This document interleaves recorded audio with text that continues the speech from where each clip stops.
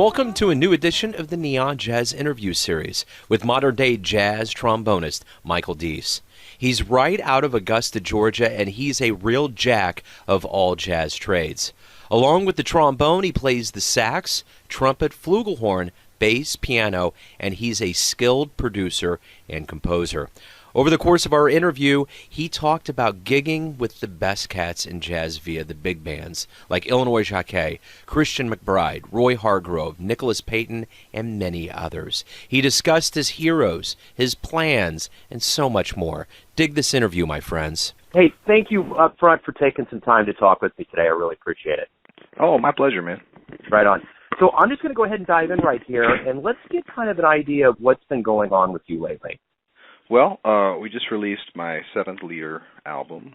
I've joined Positone Records 2 years ago, and we debuted with my big band record, Relentless, and now we are releasing, or we just released in late August, my first quintet, small group jazz record for Positone. It's about half of my original compositions, and then a few choice selected covers for a band rhythm section, piano, bass, drums, and then my front line over the past few years has featured alto saxophone and trombone. That, I'm always writing for that. Inspiration strikes all the time, either in an airplane or at home at the piano, or sometimes when I'll be working at Michigan State with one of my students in a lesson, and we'll hit upon something and work on composition, and so the past couple of days, actually, I've written some tunes with my students. It's been great. So we're at the Dirty Dog this week right now doing a CD release party for Decisions, which is the title of the album. This might be a long answer. It's hard to sum up everything I do, which is which I wish I sometimes wish was a little less, so I could catch up on some sleep. But I still hold down a lot of the chairs in the big bands that I've played with for the past 8 to 10 years. The Dizzy Gillespie All-Star Big Band, Christian McBride's Big Band, the Rufus Reid Jazz Orchestra, which was nominated for a Grammy last year. I also played with Nick Payton and what's another great Charles Tolliver Big Band, which is another fantastic group. And lately I've been making small group hits with Louis Nash and Renee Rosnes, Rodney Whitaker and his quintet. They just released a CD last year, so we did a 4-night run in New York. It's between writing music for my own band and recording projects, being a sideman, also touring with a lot of great artists that I'm privileged to work with. A big commitment for me is teaching jazz studies and jazz trombone at Michigan State University's jazz program here in East Lansing. Well, the story for you began in Augusta, Georgia. My question is, how influential was that area, that region for you to kind of get interested in the music? Was there an influence that region had on you? Augusta, Georgia, for me, I always think of James Brown whenever I think of that region. A lot of people, get into Augusta through the Masters. If you're a golf fan, Augusta is like the place in the world to play, 18 holes of golf. Not so for me. I'm not a golf guy. I could get into it later, but I grew up, as a kid in Georgia listening to a lot of funk and soul music. That's like the heartbeat of music in Augusta. It's the blues, the soul, and it's funk, and it really is epitomized in the Godfather of Soul, James Brown. So I would go out to clubs and listen to cover bands and top 40 bands play his music, and play the Commodores and Parliament Funkadelic, and so my first influences were really in that vein, not in jazz, which is where I primarily live musically now. Yeah. Mm-hmm. Yeah. When you were a kid, what did you want to be when you grew up? I was always really, as a little boy, I loved uniforms. I liked to dress up, and I liked to just play and have a good time. So I wanted to be a police officer, a soldier, a fireman, whatever had the coolest uniform. You know, maybe that's a little early. But, yeah. But I no, that is. No, that's good. You know, as I got older, I was really interested in history, especially American history, and I started taking advanced courses in high school, and then the local college, it's called Augusta College, is now Augusta State University. Now it's actually called Georgia Regents University, and I thought I wanted to be a lawyer. Yeah. So I was interested in majoring in political science or history. But around that same time, I started playing saxophone. We're talking like maybe 12, 13 years old, and I became a high school saxophone player. Well, and that's branched out to trombone and trumpet and flugelhorn, bass piano. You're kind of a jack of all trades. How did that all kind of come about? Yeah, that's true. I do feel like that sometimes. I was like the kid in band band was like my escape. It was really, I just loved it. It was so different than, reading assignments for homework, which I like to read. I love to read actually, but just it was such a whole different world, the world of sound, and not just your teacher's like monotone voice or my monotone voice for that matter. But it's like I just loved it. It was like playtime, and I wanted to be really good during playtime. I wasn't any good at kickball. I was never really good at sports. But I had a good ear, and I loved to be expressive. So music and band was like the perfect outlet for me. Yeah. So I got into it. I got into saxophone, and my band was we were kind of challenged. We had a really aggressive band director my first year in 6th grade, and I actually just reconnected with him. His name was Bruce Drake, and he's still alive. And he would just get on my case so bad. It's like, Michael, stop making up your parts. Read the music that's there. Play the dynamics. Don't. You're wasting everyone's time. And because I was a kind of a class clown. Yeah. And then we had a director who, was a little less hands-on, and so the band, kids need like that push. They need to be told, and they really need like a lot of structure and boundaries, especially at a young age. So if my band director wasn't really doing it, I started to do it. So when the trumpets would mess up or the bones wouldn't play something right, I would say, "Come on, guys, let's get it happening," and they would be like, "Shut up," So I said, "Well, it can't, if it's, it can't be that hard. Let me try it." And really just out of I wanted us to all get better. So I learned their instruments. I taught myself how to play trumpet and trombone and bass and flugelhorn, all those things, out of a desire to just really see what was happening and help us all improve.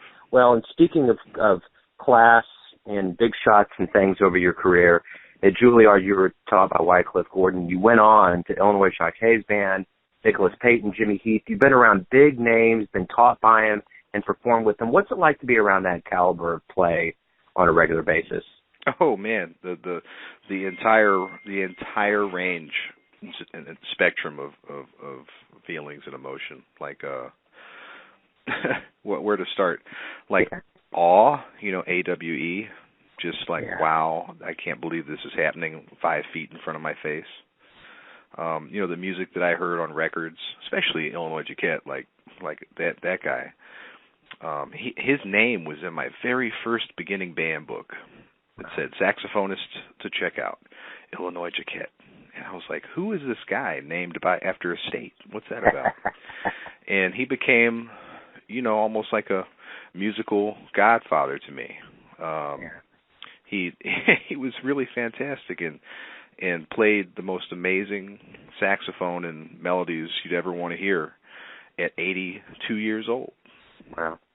And so, I mean, I always had and still have this kind of like reverence for those people. And to me, like, you don't have to be 150 years old to deserve reverence. I mean, I feel similarly about Nicholas Payton. You know, even though we're closer in age and at this point are peers, I still have like a ton of respect for those folks, and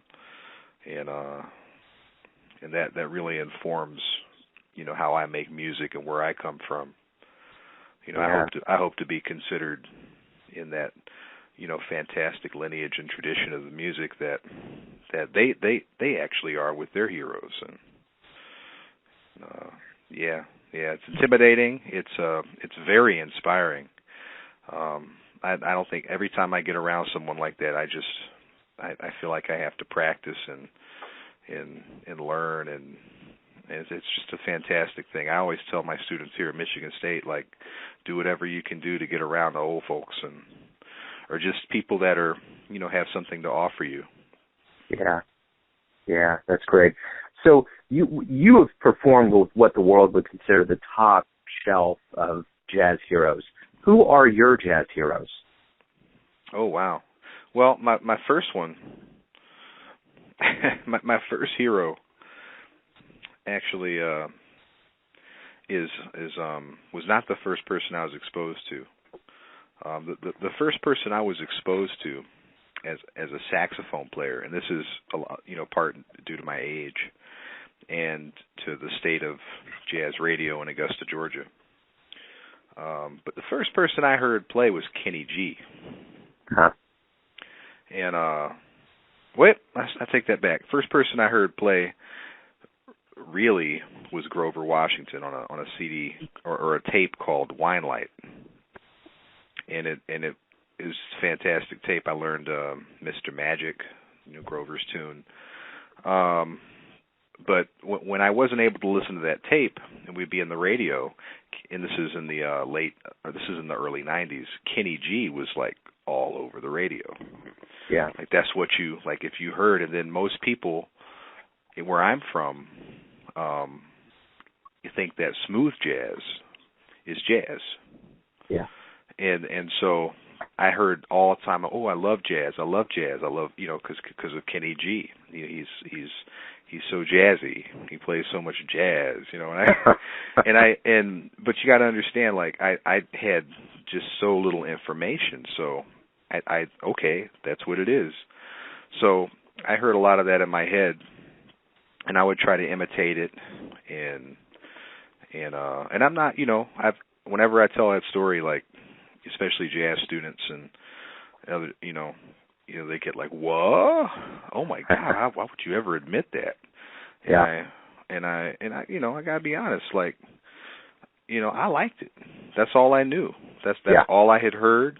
And the rhythm, there was rhythm in it, and a good tone, and I could connect with it because I come out of funk and rhythm and blues and a backbeat, but I really, like you asked about heroes, like my whole life changed when I heard Charlie Parker for the first time. Yeah. My mom is from Brooklyn, New York, and her father is a jazz aficionado, my grandfather. And so my mom just knew. She had the knowledge. She's like, you can't be a saxophone player and not know about Charlie Parker. So she bought me the CD, and it just messed me up. I knew that I wanted to do whatever that guy was doing. Yeah. Well, along that route of nostalgia, we're going to whittle this list down a little bit here. If you could go back in time and see a show, who would you go see and where would you go and see it? Oh, my goodness. Wow. That's a great question. You know, one of the shows, like I try to think like what I would like when I listen to music, and like if I could be transported somewhere. And one of those places kind of caught me off guard, but I can tell you this. I would love to be at the Sands Hotel and Casino and see Frank Sinatra with the Count Basie Band. Oh, yeah. I can unabashedly, undoubtedly tell you that would be on my short list of places to be. As a trombonist, I think Slide Hampton did a record called Melody. Yeah. And it's a live record. It's not extremely well known, but Slide Hampton plays so much beautiful trombone on it that I would absolutely love to have been in the club that night. So that's two for you right there. Yeah, that's perfect. Those are huge hitters right there. Mm-hmm. So is a person that has dedicated his life to jazz, been around so many luminaries, and is creating your own lore in jazz, why do you love jazz? You know, that's something it changes every 5 years, because I'm 33, you know, and I you know, honestly can't say that I have all the answers about anything. You know, I definitely have some answers about like how to improve as a trombonist and how to learn about music. But you know, being a jazz musician, like one of the first things that just absolutely floors me is that I keep learning, like almost every day. Yeah. And it will be every day if I sit down and think like for 5 minutes about like what this day has brought me as a jazz musician. You know, so as a 33-year-old, like I'm having a child, our first daughter, me and my wife are having our first daughter in January, and so just the relationship between like the love of the music and where the music's taken me, and the people and personalities and souls that I've met along the way as a jazz musician, you know, has just impacted every living second. So I can't, you know, even begin to think about, you know, my journey without the music guiding me. Yeah. My role as a student and my role now as a mentor to the next generation of jazz musicians is something that I wouldn't trade for all the world. Yeah. Like to be able to have the opportunity to talk to people that remind me very much of me 15 years ago or 20 years ago even. It's fantastic. It's extremely rewarding on my side. You know, very directly rewarding because it's almost like tit for tat. But it's also rewarding in a grand sense because I feel like I'm able to contribute to the growth and dissemination of like an American art form. Yeah. And so I love that. As a performing musician, I love being able to have to think on my feet all the time. Our music is constantly changing and shaping depending on like the environment that we're in. So like depending on who's in the club, where the club's at, what city you're in, the age of the audience, you know, like what you have for breakfast, like everything comes together and like molds and impacts and influences the music. So you truly never know what you're going to get or give. Yeah. Yeah, and it's thrilling. It's like, you know, I've never done drugs or anything like that, but you know, the people that I've talked to that tell me what a rush it is, I can only imagine that probably can't even compete with like the exhilaration that like actively participating in the creative process of music can give. Yeah. Yeah. You've done a phenomenal job in this interview of weaving together and answering questions that were follow-ups, and I feel this answer you just gave me is a really good way for us to kind of end and to give my audience a really good snapshot and a good feel of who you are. And I appreciate you taking your time to talk with me and giving me your vision of who you are as a musician and what music is. It's been very refreshing. Thanks. It's an honor to be able to speak with you. Thanks for listening and tuning in to yet another Neon Jazz interview, where we give you a bit of insight into the finest players in New York, Kansas City, and spots all over the world, giving fans all that jazz. And thanks to Michael for his music and his cool. If you want to hear more interviews, go to Famous Interviews with Joe Domino on the iTunes Store, or visit theneonjazz.blogspot.com for all things Neon Jazz. Until next time, enjoy the music, my friends.